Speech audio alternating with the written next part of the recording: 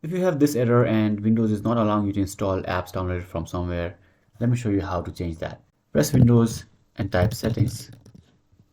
Click on settings and you'll see these options. Now click on apps and click on advanced app settings. From here, there is this option that shows choose where to get apps. Here, Microsoft Store is selected, but you can choose anywhere. Instead of just choosing anywhere, I'll choose anywhere but warn me before installing an app that's not from Microsoft Store. So if I install an app and that is not available in Microsoft Store, it will warn me. So be careful where you download your apps from. Make sure you are aware of what's happening on and what that app does.